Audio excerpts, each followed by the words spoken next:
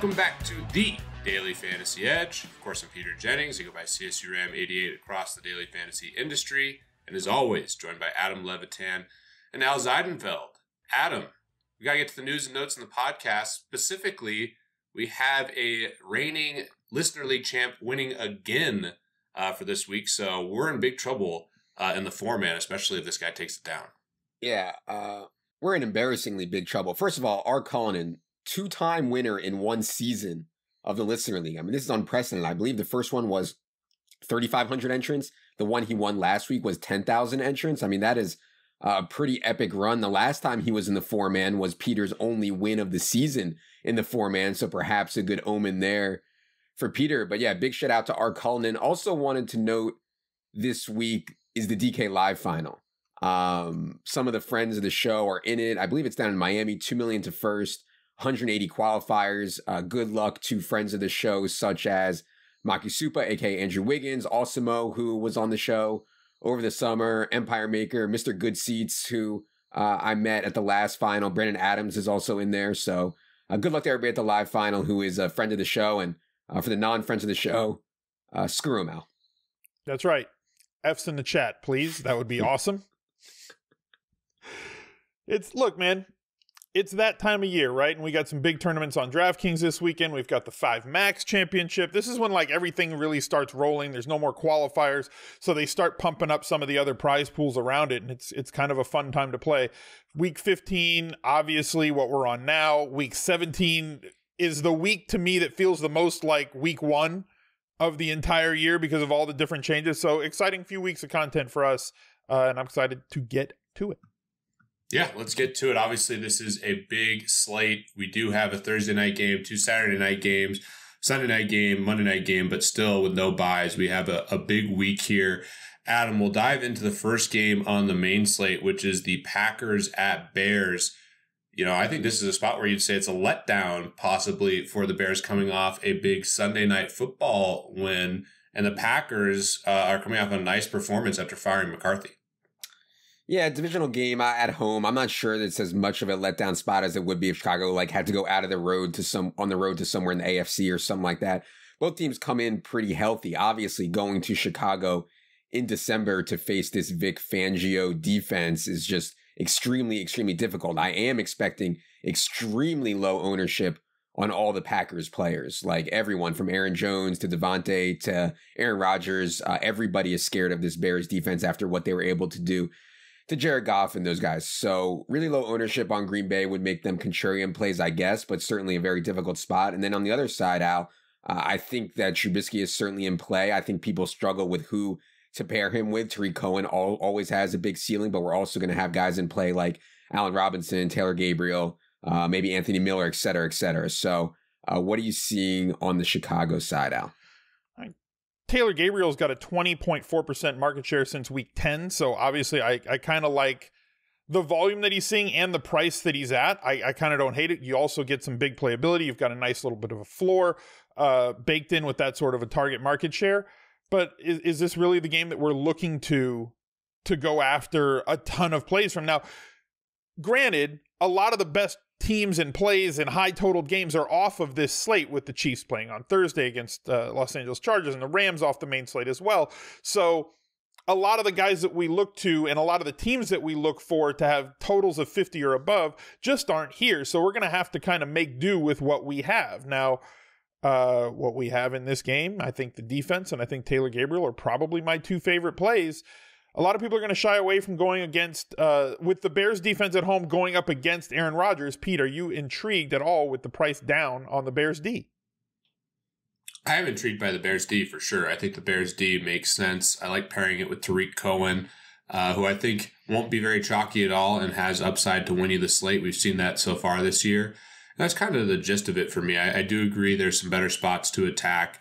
Bears defense we have to respect, but yeah, I guess the receivers on the Bears side would be where I'd be looking as well in tournaments. It's hard to pull the trigger on the Packers, even though you will get them at low ownership. Adam, any final thoughts on this game before we move on?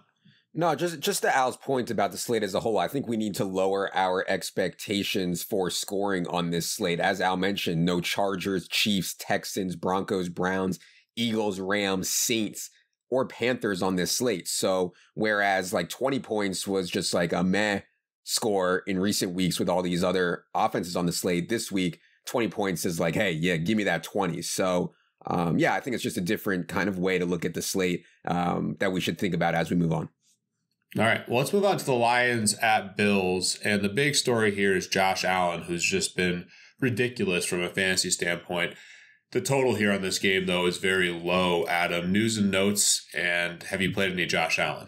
I have not played any Josh Allen, unfortunately, yet. I'll get to him in a minute. From an injury perspective, I'd be a bit surprised if LaShawn McCoy was able to play in this game. And I know people are going to be like, oh, let me play Chris Ivory. I do expect him to kind of share the work with Marcus Murphy. And also, Chris Ivory has been kind of a zero in the pass game. They're also giving this kid McKenzie handoffs. And obviously, Josh Allen runs a lot. So I have some concerns about going with the Bills backups running backs here, even in a good spot at home against the Lions where they're actually favored.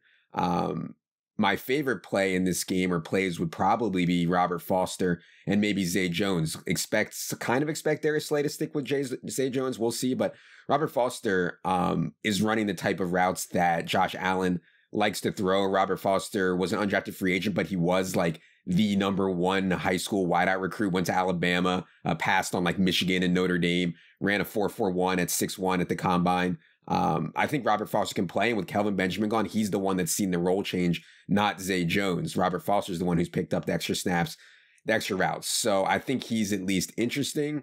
And then, yeah, I have some takes on Josh Allen, which we can get to, but I mean, the dude just keeps running and running. I don't know if this is the best spot for him to run, considering how much zone Detroit plays, but the dude just won't stop running. He's like Michael Vick out there, Al. He's everything that we wanted Lamar Jackson to be. Yeah. Since Lamar Jackson took over, right? We wanted Lamar Jackson to throw for 200 plus yards. We wanted him to run for 90 plus yards. I mean, here's the stat that was most eye-popping to me. In the last 3 weeks, Saquon Barkley leads the league in rushing with 396 yards. Josh Allen is second in the league in rush yards over the past 3 weeks with 335. If he runs for 70 yards, throws for 225, and accounts for 2 touchdowns. Oh, that's really all you need out of him. Oh, yeah. That's a Yahtzee. My concern is all of his runs, almost all of them, are scrambles, not designed. And, that's great. Whatever. That's fine. I think the problem is, like, I don't know, with Detroit, maybe this is thinking too hard about it. With Detroit playing so much zone, they should be looking at him. I don't know if Detroit is competent enough to do it, but, like, they should be looking at him on scrambles and being able to stop it or contain it. Like Russ Wilson and other guys pointed out by Ian Hartitz on Action. I mean, just haven't done nothing to run against the Lions. So I don't know, man. Maybe I'm picking too thin. But yeah, you can't argue with what Josh Allen's done. I mean, I don't know how teams are letting him run, first of all. Like, if anything, just make the kid throw the ball. So many good things happen defensively when you let him throw. It's incomplete, it's off target, it's intercepted, so like, do whatever you have to do. Put a spy, put 2. Just make him throw the football. Keep him somewhere behind the line of scrimmage. Now, that may be easier said than done because for as big as he is, he's quite elusive. Right? Like, he's making moves out there in the backfield to get away from these defensive linemen and then putting moves or jumping over linebackers and defensive backs. Like, he is truly somewhat of a unicorn, and I'm just not telling people to not play a unicorn. I feel like he has some injury equity, don't you? Like, if he keeps playing like this, don't you think he's going to get hurt? I think everybody in the league has injury equity, and if they keep playing the NFL, they're going to get hurt. I knew you were going to say that. More than every other guy, he has injury equity. Why? He's huge. Stop. Cam Newton has injury equity too. When has he gotten hurt? He's running. Cam Newton's hurt. He's hurt right now. He's hurt right now. Great. So is that hurting his running ability? Take him out of the game? What odds do you give me on Josh Allen leaving this game and going to the locker room? I don't know. What do you want? I'll take like 4 Guys, are we really about to bet on someone getting hurt? Okay, you're right. We have literally I'm just taking the side of him not getting hurt. I'm the good guy here. Adam's the jerk. You're right. I'm sorry. Some etiquette when sweating DFS, just in general. You can root for things to happen that your opponents. You don't want their players to do well. For me, I've never root for a player to get hurt. I think that's crossing the line. I mean, I'm not rooting for him. Yeah. We were about to bet that he's going to get hurt. It doesn't mean I'd root for it. That doesn't mean that I'd root for it. Oh my gosh. Your wallet's He would rooting hate for sweat it. his own bet. Okay. God, I really hope that Josh Allen doesn't get hurt, but if he does, at least I got some money there. Yeah, Yeah, exactly. One other play here. Galladay's been very disappointing and draws a very tough matchup against White. I think he's been the most unlucky receiver in the NFL this year. At least 4 touchdowns that he was either like a smidge out or called back with just, penalties that weren't really there. But he's struggled recently, and this Lions team has been really struggling. Any interest from either of you guys in Galladay? I think we'll get him at really low ownership relative to prior weeks. It would just be like a straight bet on talent kind of play. I mean, I couldn't imagine a tougher spot given the weapons around him. There's just like nothing. Everybody can focus on him. So, yeah, I mean, as a guy who's incredibly talented, the for sure number 1 receiver at low ownership, I think it makes sense. But, those are the kind of the GPP plays, as they say. All right, let's move on to the Buccaneers at Ravens. This game is setting up to be one of the best games on the slate. Adam, we have the news and notes around the Ravens quarterback. It looks like Flacco will be active, but Lamar Jackson is still the starter. Yeah, Ravens declared Joe Flacco completely healthy. He's practicing in full. He will be the backup quarterback Sunday. Lamar Jackson will start at home against a Tampa defense, which has really turned things around since they fired the defensive coordinator. It doesn't mean that they're good, but they're certainly better. I think there's some threat, at least, that Joe Flacco comes in and has a package of plays in this game. I don't know for sure if they'll do that or not, but I think it's at least a threat. Other injury news in this game, Deshaun Jackson is out again after the Chris Godwin just stone disaster last week, 1 catch on 10 targets. Now he has to go into Baltimore for one of the worst matchups. Not expecting Deshaun Jackson again, and Chris Godwin would be similar to Galladay, just a bet on talent kind of play, and probably even a harder matchup than Galladay has. So I'm not seeing a ton here, Al. I'm sure some people will play Lamar Jackson. I think it's probably close.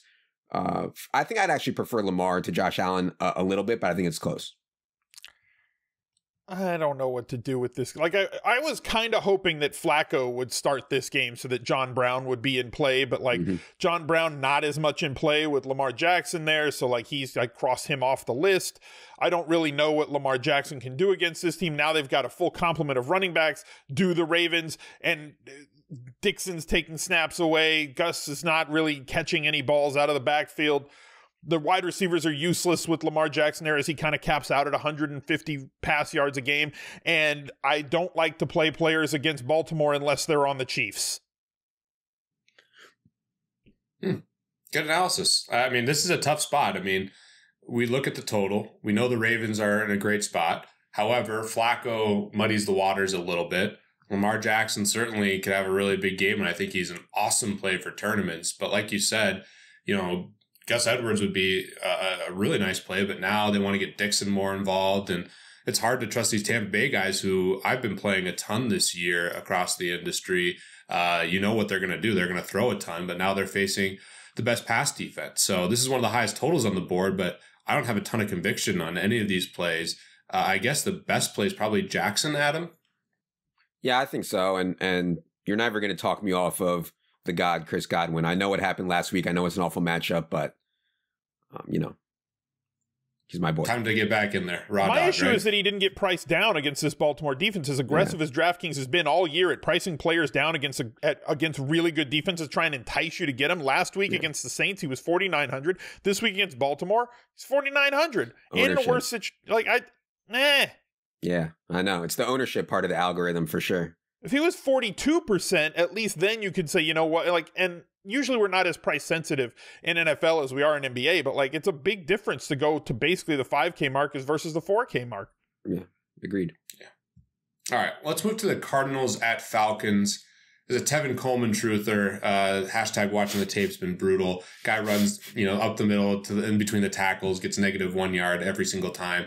But now he gets to face the Cardinals. So if Tevin Coleman's ever going to have a good game, this would be it. Julio Jones mispracticed again with a foot injury on Wednesday. I think that's just par for the course at this point in the season, Adam. But are we expecting the Falcons to be potentially slate winners here? Additional news and notes and your thoughts on the Falcons. Yeah. Boy, it's tough. Arizona's defense is not that bad. They just face so many plays because their offense is so bad. And maybe that happens again this week. I mean, Arizona's faced the most rush attempts in the league. So wide receivers typically don't go off against them because they do have Patrick Peterson And they're usually trailing, the Cardinals are usually trailing by a ton because their offense is so bad. So those are concerns for me. On the plus side, Julio Jones will see a lot of Patrick Peterson. Yeah, he's banged up. There was a game a couple years ago, I think, where Julio Jones put 10, 189, 1 on Patrick Peterson. I think a couple of his other games have been poor against him. But either way, I mean, Julio's always in play. I don't play Tevin Coleman, really. This is losing snaps to Ito Smith, blowing your chance when you're about to be a free agent in the wake of Devontae Freeman's injury, couldn't have been a more disappointing year for Tevin Coleman. I think the disappointing guy more people will be interested in this game, Al, will be David Johnson. I've been very, very hesitant to pull the trigger on David Johnson all year. Byron Leftwich, it turns out, is not a miracle worker, but we do have the Falcons flow chart against running backs, and David Johnson still is going to play. David Johnson is still going to play a lot. I'm not as high on him as some people are, but I guess I could see it in this game. I mean, look, at this point in the season, you'd almost have to be an idiot to play David Johnson. I'm going to be that idiot. The flow chart, baby. Thank you. David Johnson, 137 touches since week 8. That's the 4th most in the league, trailing only Ezekiel Elliott, Christian McCaffrey, and Saquon Barkley. Atlanta allowing the 5th most yards per play this year, allowing the 3rd most yards per carry this year, and allowing the most running back receptions per game. Last week, 15 carries, 10 targets, 8 of those got caught by David Johnson. For 12 yards. They're going to be playing from behind, game flow independent, all those things. I don't like the price as much. I think that there's a better value play in the mid-range who projects for similar value, even though his volume has fluctuated, usually when we don't want it to. Speaking about Joe Mixon, but David Johnson should get 20-plus touches. 5-6 of those should come in the passing game against a defense that's ill-equipped to stop it. If David Johnson's going to have one good week this year, it's going to be this week, guys. We've waited all year for this. So I'm going to be the idiot playing David Johnson, probably. He had the one week where it would have been a great week if he didn't have a freaking 80-yard touchdown call back when I was 100% all in on him. But that's this DFS season. I think David Johnson's a good play. I agree with you. We're about to talk about the Raiders at Bengals, which I actually think has probably the most shootout equity outside of the Patriots and Steelers. But this game, I mean, it's interesting. The Falcons are projected to do really well. I do think you can play the Falcons defense, obviously, even though they've been absolutely pitiful all season, but playing anytime you have a defense against the Cardinals at home, they're certainly in consideration. And you can look at the secondary receivers as well for the Falcons. I mean, maybe Patrick Peterson shuts down Julio Jones and it's not a Tevin Coleman game, and maybe Calvin Ridley plays well. The one guy I'm watching for is Austin Hooper. Looks like he is truly questionable, Adam. So that's one thing to pay attention to on the Falcons side. Your thoughts on him and anything else in this game? Yeah, I haven't looked a lot at that situation. I did notice that Hooper was out of practice again on Thursday. So yeah, I'll be watching that. The only other thing, a note that I have here is Christian Kirk not expected to play again. And Chad Williams looks like he's questionable. So this kid, Trent Sherfield, undrafted free agent out of Vanderbilt, caught 5 balls for 77 yards on 7 targets last week. Played on 65 out of 70 snaps. As a raw punt, I think you could do worse than Trent Sherfield, but it's obviously thin with Josh Rosen going on the road. All right. Well, we just talked about it. The Raiders at Bengals. Joe Mixon stands out like a sore thumb. I actually like a lot of plays in this game, Adam. What are the news and notes? Yeah, I mean, for sure, 2 of the worst defenses in the league, right? I mean, no doubt. But then again, it's Derek Carr with his number 1 receiver being Seth Roberts and Jordy Nelson, the corpse of Jordy Nelson, and Marcel Aitman. And then it's also Jeff Driscoll without AJ Green. So yeah, I see how it could be a shootout because they have the worst defenses. It's just hard for me to see a true shootout with Jeff Driscoll against Derek Carr, but I certainly could be wrong.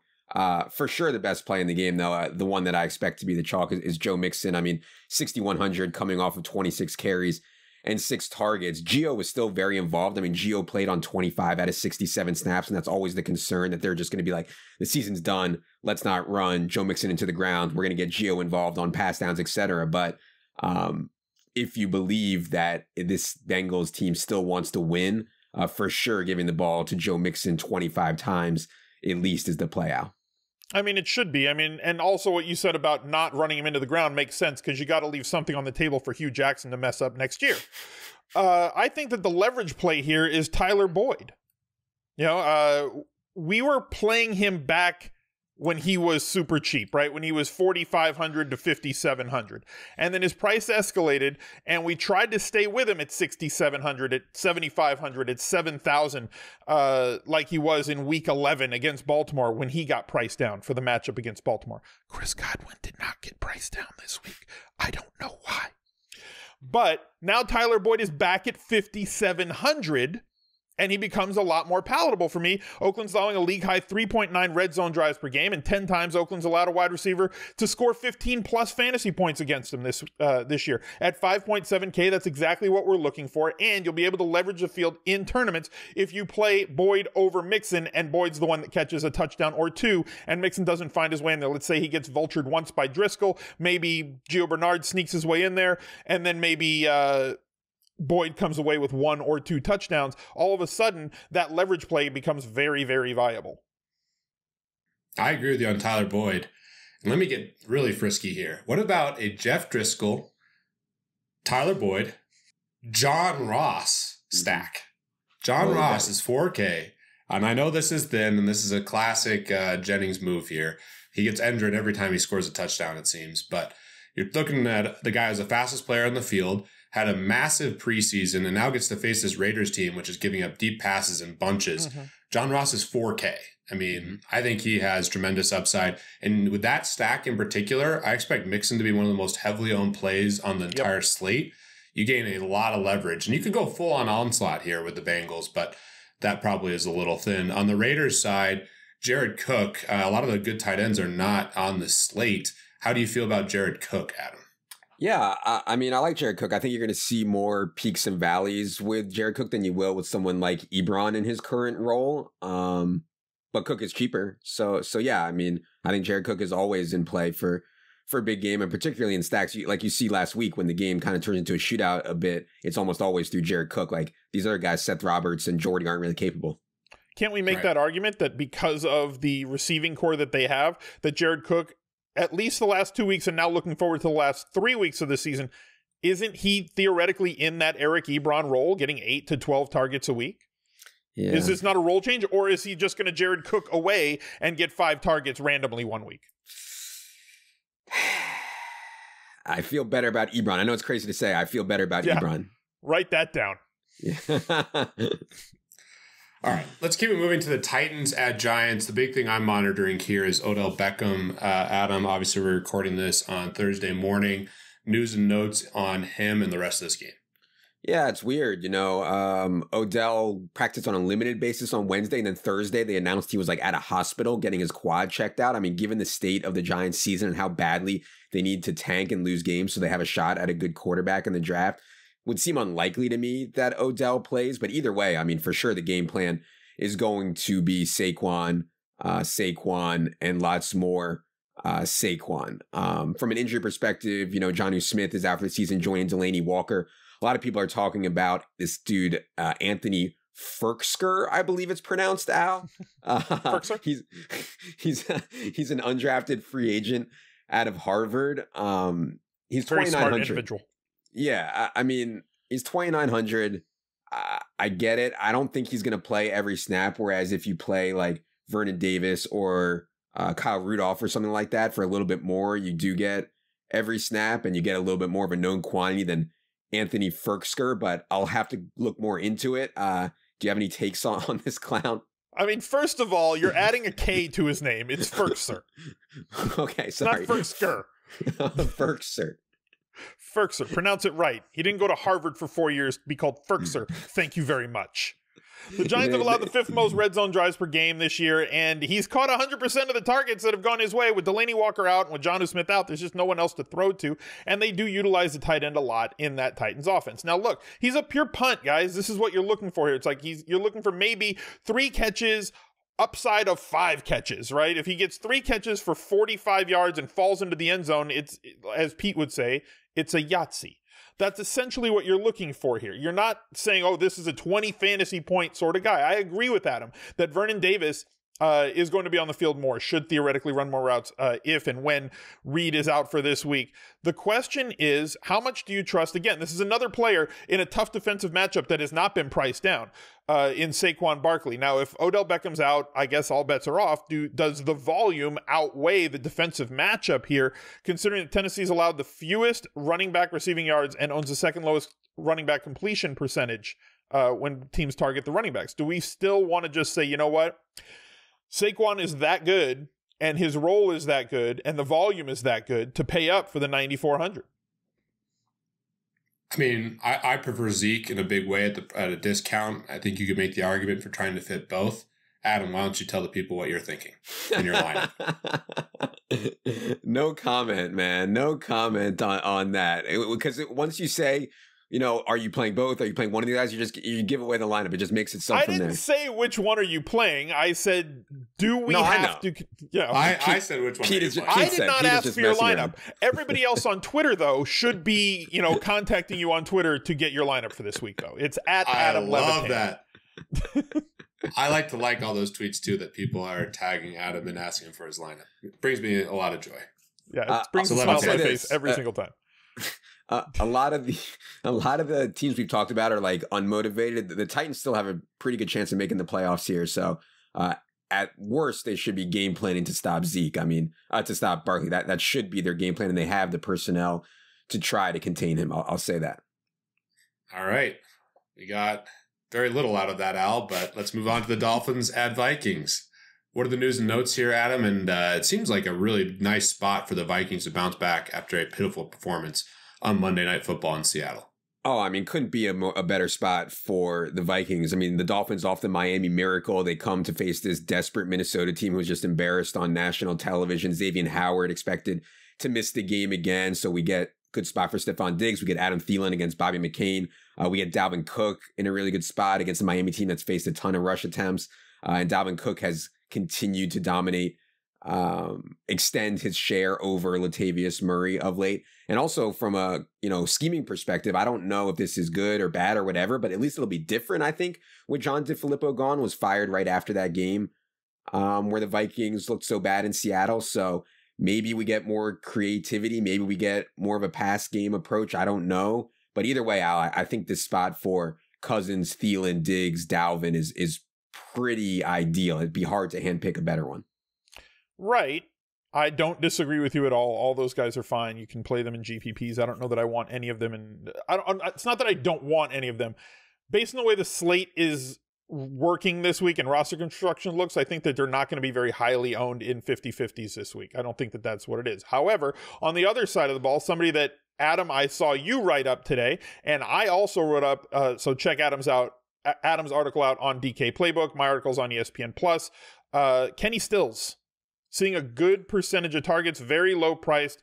Again, this is a higher floor than usual for Kenny Stills, who we always know has been a ceiling player, but a large gap between his ceiling and his floor because he wasn't getting a lot of targets.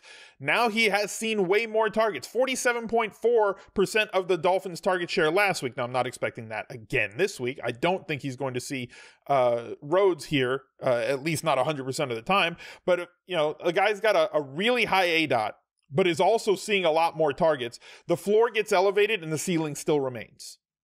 Yeah.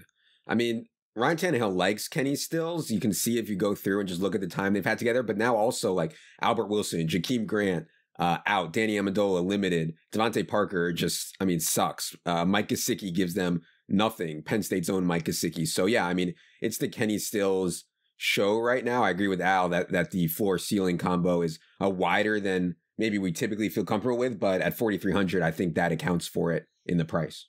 I think that it's a closer gap now than it was before for all the reasons you just mentioned, right? Yeah. Like with more targets going his way, he's always had that ceiling, but before his floor was 2.3. Now I think his floor is a little bit higher. And also, as far as the upside goes, you have Minnesota allowing the 8th highest rate of touchdowns on deep passes at 10.4% of the time. So his ceiling is actually accessible to this game. Agree. And I think the way that the Vikings are going to play here, which has been consistent throughout the year, given their offensive line struggles, is they'll throw a lot. So this game is another one. Obviously, we don't have any super high totals. the Steelers-Patriots game is the highest total on the board, and it's kind of tricky to figure out where to go. Here, I mean, we kind of know what's going to happen with the Vikings. And like you guys just mentioned, I was going to bring up Stills as well. I think we have a good idea of where to go on the Dolphins side. So this is an easy game for me for tournaments to kind of go after. And I do think Thielen might gain some momentum throughout the week as potentially a cash game play, Adam. So we'll see how that breaks down in terms of ownership. Kyle Rudolph, another punt tight end, that's probably a little thin, but don't hate him for tournaments either. Either of you guys have any final thoughts on this game? Yeah, I mean, as I mentioned, like, Rudolph is thin, but people are talking about Anthony Ferkser, and they're only $600 difference, you know? Right. Stop adding an extra K. Ferkser. I didn't go to Harvard. Adam. I'm sorry. They didn't want me at Harvard. All right. Redskins and Jaguars, a game we can probably go pretty quickly through here. Jordan Reed, Adam, looks like he might be done for the season. Yeah, Jordan Reed is not going to play in this game. We saw Vernon Davis step in for 49 out of 62 snaps last week, saw 4 targets. Vernon Davis is old, but he continues to run. When he does run routes, he runs them vertically down the field, whereas Jordan Reed was running these like horizontal routes. The problem is Josh Jackson will be starting for the Redskins. The problem is Jacksonville's defense, although they've obviously sprung a ton of leaks this year, I think is still good and can overwhelm this Washington offense if they're on. So that concerns me. The wheels are off this Redskins defense, though, and this Redskins team, Al. I mean, I don't know if you guys saw, you probably didn't, like Mason Foster got some DMs leaked. And in these DMs with like a fan or somebody, he was like saying what a joke organization the Redskins are. He can't wait to get out of here. And Mason Foster is like one of the leaders of the defense. Like it's a total mess. And I think that people are overlooking Leonard Fournette because he played so poorly in that Thursday night game. He was suspended the one before, but I mean, Leonard Fournette, the Jaguars' goal will be to get the ball Leonard Fournette 25 to 30 times, and he's 7,500 against the Redskins team that I think has packed it in for the year. So I think Fournette is certainly in play out, and I haven't seen a lot of people talking about him. Yeah, I don't hate that. I mean, look, I want volume, and a guy that's a target to get 25 touches on a week-in, week-out basis, I'm always going to be fine with. Vernon Davis, yes, that Jacksonville defense is very tough, but it's tougher on the outside than in the interior. They've allowed a touchdown on 8.1% of tight end targets, and that's the 5th highest rate in the league. Vernon Davis is only 3,200. Sometimes you just don't have to overthink it. In your tournament allocations, make sure you've got some Vernon Davis. Mm-hmm. Yeah. One other injury Jaguars note I forgot to mention. Defense is obviously the nuts here, but expensive. Yeah. I forgot to mention Josh Doxson has a concussion, and he might miss 2, which in theory could raise Vernon Davis's projected target share even more, but we'll see. Yeah. I think we can safely move on from this game. Vernon Davis, Jaguars defense. You get cute with some of the other Jaguars plays, but that's the gist of it here. Let's move on to the Cowboys at Colts, which, man, Amari Cooper finally pays some dividends back for me. Finally. That was unbelievable. He's just been ridiculous. And Adam, you've been pumping the Amari Cooper train as much as anyone. You did put out a stat today about regression, which is obviously coming, but Amari Cooper has elevated this offense in so many different ways. Zeke is performing better. Obviously, with all the great games Amari's having, Dak's fantasy production has been very relevant. And this is kind of a dream spot going against the Colts, albeit it's on the road, but this is the 2nd highest total on the board currently, and there's a ton of plays in this game. I mean, everybody knows how anti I am screenshot life, but how did you not get an Amari Cooper screenshot of a team off? Dude, I haven't done a screenshot all year. What am I supposed? I mean, I've one win in the freaking 4-man. You think I'm going to do a screenshot after finally Amari Cooper gets back one of the houses I've lost? Not for the money, for the brand, for like maybe you won like a $20 3-man or something with Amari. Just get something out there on Amari for the brand. Yeah, get that content out there, man. All right, not to brag, but I'm going to brag since I've had a not my best football season, but made one of my best swaps of the entire year. This isn't DraftKings related, but made a swap off Zeke, Sutton, and Jalen Samuels to Juju, Amari, and Eckler, and won a 5-figure 3-man by 4 points in the last Amari touchdown. So that was my best moment of last week. Amari for the brand. You needed all 44 points from Amari. I mean, dude, I was dust in that. That was a nice little comeback. But yeah, all the Amari in tournaments, it was one one of my best weeks of the year. Good. I'm glad. The people will be glad that you're unstuck fractionally from Amari. Fractionally unstuck on Amari usage of my wife even cheers to Amari Cooper. She was she was happy about Amari this week, so good. It's good. So I mean, Amari for sure is playing at an all-pro level right now. There's no doubt.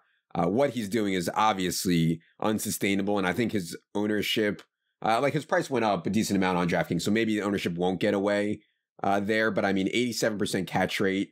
His career catch rate is 59%.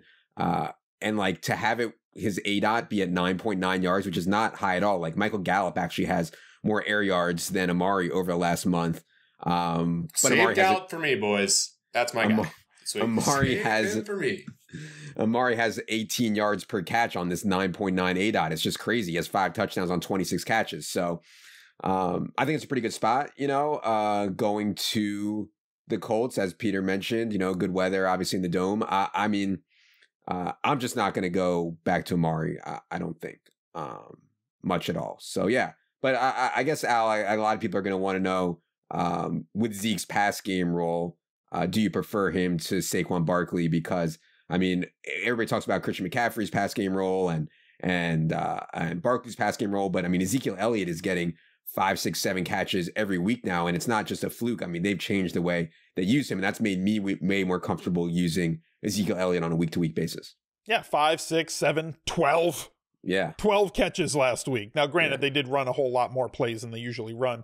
But Indy's allowing the second most receptions and a league-high 9 running back targets per game. So this lines up like another opportunity for Ezekiel Elliott, who is running away with the league lead for touches, to just have another 25-plus touch week where 5, 6, 7 of those are going to come through the air, and he's going to get a lot of goal line work. He had a ridiculous game last week, scored 34 fantasy points on DraftKings without getting into the end zone. There's always touchdown equity. He's got 9 on the season. He's probably going to get a couple of more before the season's over just because of how many times he touches the ball. 4 straight games with 23 carries and 5-plus catches.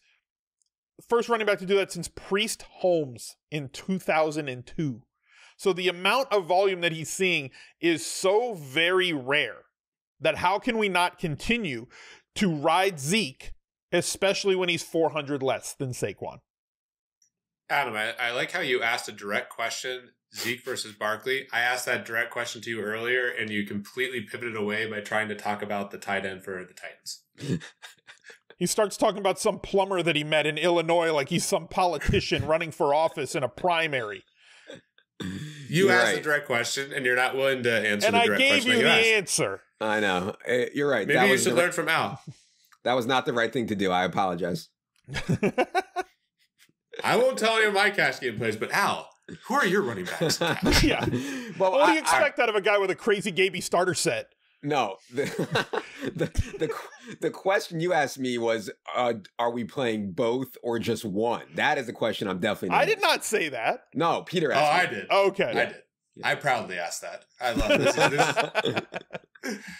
I may only have one win in the 4-man, but I found a way to get Adam to riled just needle up. Adam every week. It is nice. It only took me 5 years to figure out how to do it. All right, let's talk Michael Gallup, who I think is the best play in this game by a large margin in terms of ownership and tournament equity. Everyone's going to be on Zeke. He's the highest equity play. A lot of people are still going to be on Amari, so you're not getting leverage versus the field. I think Michael Gallup is someone that you can get a ton of leverage on the field with. You referenced it. He's even ahead of Amari in air yards. You watch that game back, Dak Prescott missed him like 3 or 4 times where he was wide open, would have been long touchdowns. And the biggest element that makes me really bullish on Gallup, you guys know where he went to school? Colorado State. That is right. SMU. Colorado State own Michael Gallup. This is how we get even. I mean, I'm finally going to get all the money back in Amari. Prescott, Gallup, and Amari stack. Running it back with, is it Ebron or Hilton, Adam? Yeah, I was shocked that they left Hilton below 7K. I mean, Hilton's seeing like league best volume over the last month or so. I mean, I had Hilton projected for 10 targets in the article today. Wouldn't be surprised at all if he got more. I mean, this Dallas defense is very good, but T.Y. Hilton at home is very difficult to stop. So yeah, I played T.Y. Hilton last week at 6,200. I thought for sure this week he'd be like 75. I'm shocked he's He's only 68. I prefer Hilton to Ebron, but Ebron is an awesome play once again.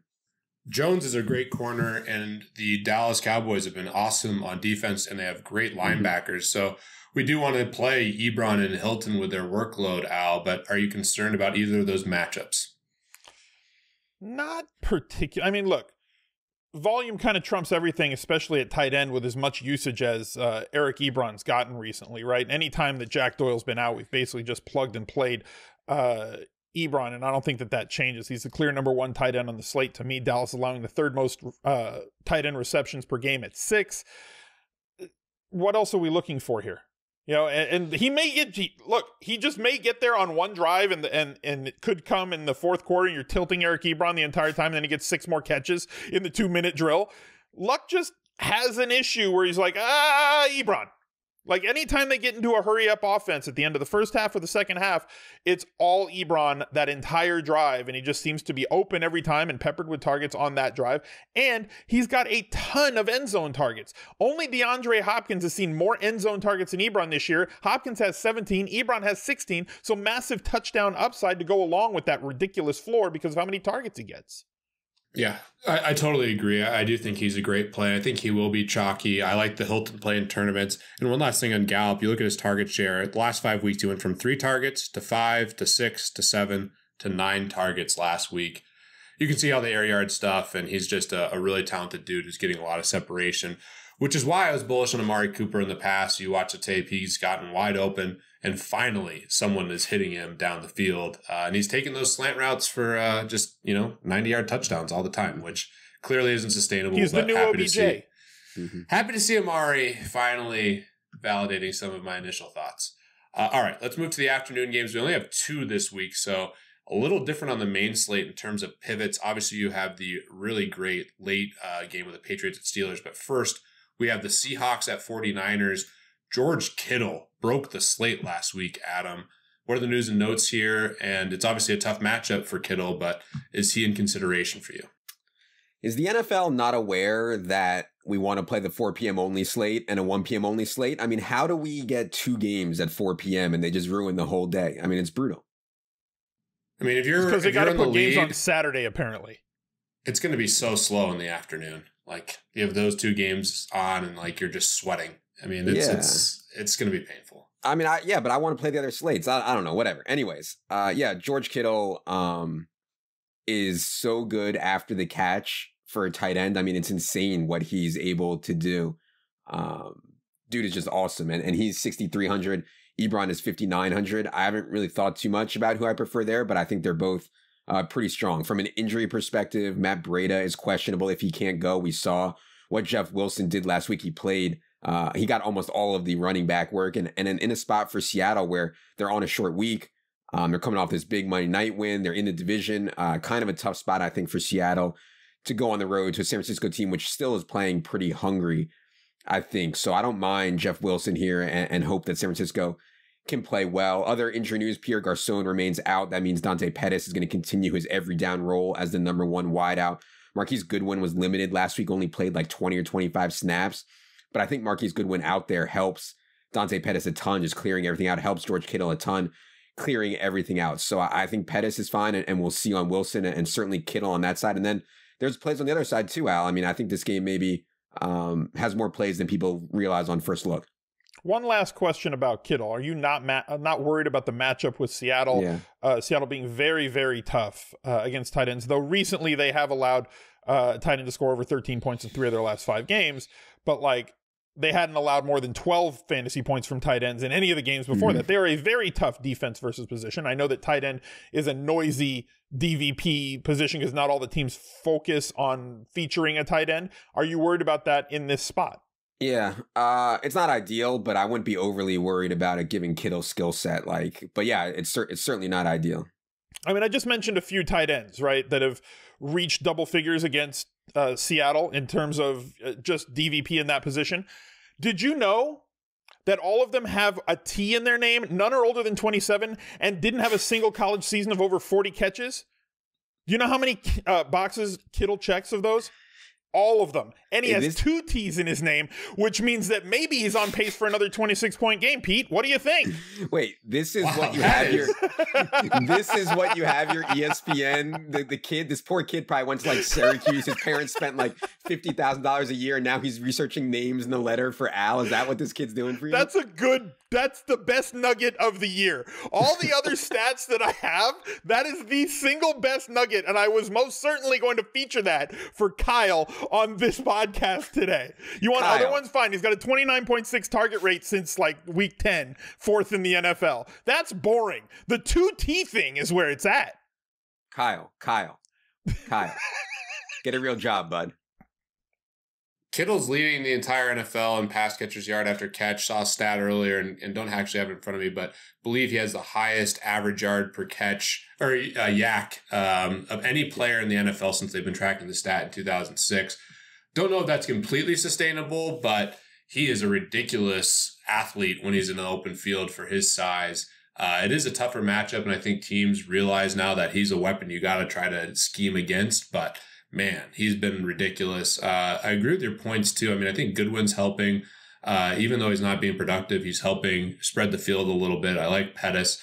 On the other side, Carson has been really, really good, and just watching him, too, he takes a lot of those runs that look like 1 or 2 yards, turns them into 5, 6 yards.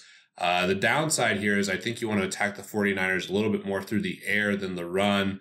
But, man, they've been really good. Seattle is, I mean, even as the league's moved strictly towards a passing league, Seattle's been the one team that's been able to run really efficiently all year. So I imagine they're going to stick with that game plan. So I have no problem going with Carson in tournaments. On the passing side, do you guys have interest in Lockett, Moore, maybe Jerron Brown if Baldwin's out? Yeah, so ideally, the Seahawks want to run the ball, get like 30 or 35 running back rush attempts, and then Russ Wilson have a couple more, and maybe Lockett has a couple more rush attempts. You know, like it's crazy. I mean, Russ had 20 attempts last week. He had 72 yards passing last week, and they won.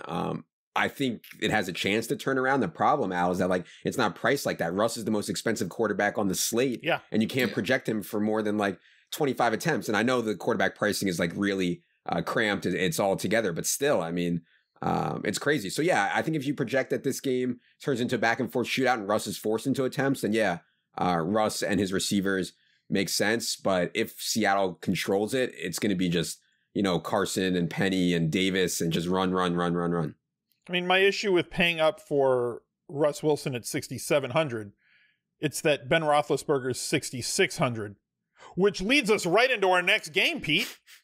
Wow, Al, doing my job for me. News and notes on the Steelers-Patriots game, Adam. Yeah, this is the game. I mean, this is for sure the game for me. I think it's going to be a really good game. I think Pittsburgh will obviously play way, way better for a lot of reasons, namely 4 p.m. home game against the Patriots. They sleptwalk through a bunch of those games. They were, I believe, at Denver, at Oakland, somewhat predictable spots where Pittsburgh would just kind of crap the bed. James Conner is very questionable. If he can't go, we saw what happened last week. Jalen Samuels played the vast majority of snaps. They did bring in Stephen Ridley for 1 goal line carry from the 2-yard line. There was another goal line carry later in the game from the 2-yard line, which Jalen Samuels was not able to convert. But Jalen Samuels still caught, I believe, 6 or 7 balls. And I think that's a really good way to beat a New England team which struggles with speed at the linebacker position. Ben Roethlisberger did bang up his ribs. They seem fine now. He's fully expected to play. And then we have all these questions, Al, in this game about matchups. You know, who will Stephon Gilmore be on? Will he be on Antonio Brown or Juju Smith-Schuster? I lean towards Antonio Brown. There's only a $500 difference, however, between Antonio and Juju. I think they're both pretty good plays. Given what Juju's done lately, I feel like Juju might be a little bit more popular, but I'm not going to rule out Antonio Brown at home in this spot, even though it looks like Juju's kind of taken over. Yeah, I mean, Juju with a touchdown or 10-plus targets in 9 of his last 12 games. Speaking of Jalen Samuels, he outsnapped Ridley 46-8 last week. And again, he's not going to be the guy that they just pound the rock with, but you mentioned how New England's got issues dealing with running backs in the passing game. They've also allowed the 6th most yards per carry before contact this season. So it's not like they've been a very efficient defense on a per-play basis. So as you said, a lot of plays in this game. I like the Pittsburgh side. I also like Tom Brady, though I can't really pick out who on New England's side I want to focus on. Now, Edelman's seen a ton of red zone looks this year. Tom Brady does look better when he has both Gronk and Edelman on the field, but now with Gronk and Edelman and Rex and Michelle and James White and Hogan back and Gordon and all these guys, I don't know if I want to pick one of them, but naked Tom Brady seems like a good play at the price that he's at. You're forgetting about the fullback, James Devlin. That's my bad. The best offensive player that they have. That's been the stone nuts for the Patriots. What does he have? 3 or 4 touchdowns in the last? Yeah, 3 touchdowns the last two games. On the nice 7 yards rushing and 5 attempts for James Devlin. So if you're stacking the Patriots, he's been a thorn in your side. Hopefully he does not get in the end zone this week. I do agree with you that Tom Brady makes a lot of sense. I think the best case for a tournament winning stack is something like Brady and James White, hoping that the Patriots get down early and that White is on the field quite a bit. Gronkowski finally got it going, but man, watching him basically allow that touchdown at the end of the game shows kind of where his athleticism is at now. He's just a lot slower.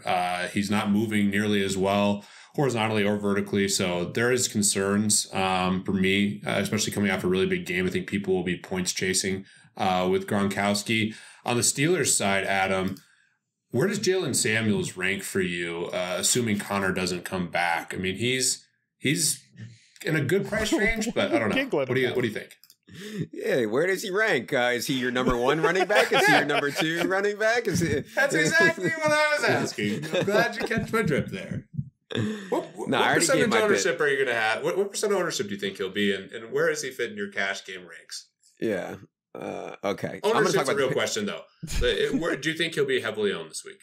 If James Conner gets ruled out, yes, I think Samuels will be heavily owned. Yes, because people just want exposure to this game, and Samuels is a cheaper way to get to it. A lot of these guys are expensive. I think on the New England side, I think my favorite play, or I guess the highest floor play for me, is for sure Julian Edelman, who just continues to be Tom Brady's favorite target. I'd be hard pressed for me not to see 8, 9, 10 targets for Julian Edelman here, with Joe Hayden expected to be on Josh Gordon with Rob Gronkowski. I think still a shell of himself despite last week's performance. And Julian Edelman, 10 targets inside the 10-yard line despite missing 4 games is just crazy. So yeah, I think Edelman for me would be my safest play on New England. But as Al mentioned, I mean, they have a full battle station of weapons right now. So it's always going to be a little bit thin on New England from that perspective. Oh, I was waiting for you to comment on the battle station. I had nothing. I just, I appreciate the Star Wars reference from Adam. Yeah. Any other plays here, guys? I mean, this is kind of a less slate. I mean, especially if you're in the live final. I mean, there's definitely ways to be contrarian here, but this is your best game from a total perspective. But Patriots, there's like 6 guys to play. I agree with Adam. I think Edelman's probably the safest. I prefer White in tournaments. And on the Steelers side, I mean, you have Samuels, Brown, Juju. Anything else we need to hit on here? Or do we get to go to Adam's favorite segment of the show? Yeah, I think we better go to the favorite segment. All right, let's go to the favorite segment of the show. Adam, you'll give your conviction play or your cash game lineup if you prefer. I'll give mine, and then we'll toss it to Al for his conviction play and to get us out of here. I'm not doing cash game lineup. I'm not doing conviction play. I am going back to the past to a bold call.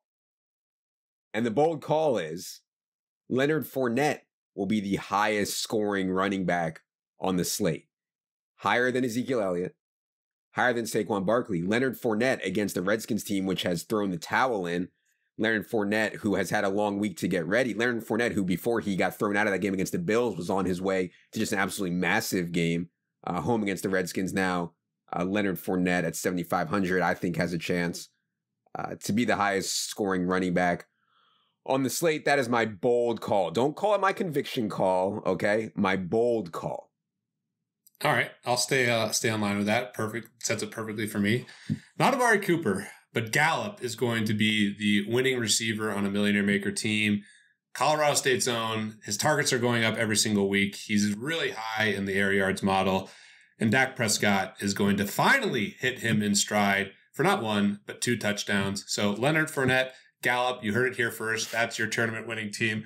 Al, Can you add to that list, or do you want to go with conviction play like Ezekiel Elliott? Yeah, can I just say Ezekiel Elliott and be done with it? I hate this segment. It's the worst segment on this podcast. Zeke. Yeah, go with Zeke. I cannot stand this part of the podcast. Do whatever you want. Jesus Christ. All right. Pass. The low-hanging I fruit pass. is right in front of you. See you next week. All right. I'm not going to say Ezekiel Elliott because every one of you guys is already playing him. So I'm going to go with David Johnson because I've been waiting all season to be able to play David Johnson against the Atlanta Falcons. My conviction here is that he's going to get over 20 touches. I believe he's going to get over 20 fantasy points this week for 7.1K on DraftKings. If he was ever going to do it, it's this week. So here we are. Adam, you have one more thing to say. We didn't give the instructions to get into the listener league. Well, why don't you do that? Off the rails. Off the rails. This was we had one job. Okay. The listener league is once again 10,000 entries. Do not embarrass us. Do not let it overlay. You go to DK Playbook either on mobile or on desktop. The whole key is get to the landing page. It should not be that hard. Drop down or the logo. There will be a link. It is up. It's the best tournament on DraftKings. Rake free. $5 buy-in. 3 entry max. 24% of the field will at least double their money. And someone will turn $5 into $3K. It's just the best. So get in there. Don't let it overlay. Don't embarrass us. Thank you. Back to Al to close out the show. Yeah, just type DK Edge Listener League into Google. That's all you got to do. Just type DK Edge Listener League into Google. You'll find your way there. It's not that difficult. You don't need a stool sample, a retina scan, or any of the other stuff. Just find your way to the league. I mean, it's filled 10K each of the last few times, so I think that people know how to get there. But if you're new, just use the Google machine. It's your best tool in everything in life. So for Adam and for Pete, for producer Luke, for Jerry, who's off chasing an Amazon delivery person somewhere, I'm Al. We'll catch you next week. Bye, everybody.